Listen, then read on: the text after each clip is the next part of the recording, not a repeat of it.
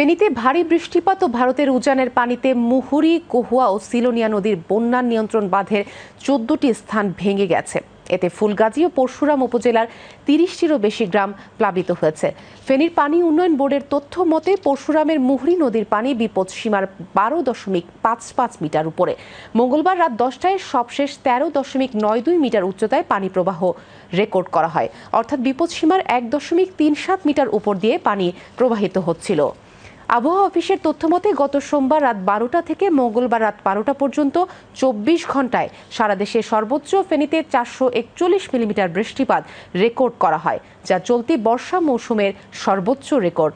এদিকে ফেনীর বিদ্যুৎ বিতরণ বিভাগ ও ফেনীর পল্লী বিদ্যুৎ সমিতির তথ্য মতে শহরে ও পরশুরাম এবং ফুলগাজীর অনেক বাসা, বাড়ি ও ব্যবসা প্রতিষ্ঠানের বৈদ্যুতিক মিটার এবং সাবস্টেশন পানিতে তলিয়ে গেছে। ফলে দুর্ঘটনা এড়াতে অনেক জায়গায় বিদ্যুৎ সরবরাহ বন্ধ রাখা হয়েছে। অবস্থার অবনতি হলে এর পরিধি বাড়তে পারে।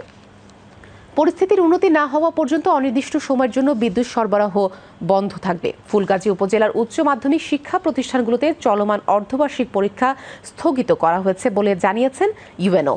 ফেনীর জেলা প্রশাসক জানান, ফুলগাজী উপজেলায় ৩২টি মাধ্যমিক বিদ্যালয় ও ৬৭টি প্রাথমিক বিদ্যালয় এবং পরশুরাম উপজেলায় ৩২টি শিক্ষা প্রতিষ্ঠানকে আশ্রয় কেন্দ্র হিসেবে প্রস্তুত করা হয়েছে। এরই মধ্যে প্রায় ১.৫ শতাধিক মানুষ আশ্রয় কেন্দ্রে এসেছেন।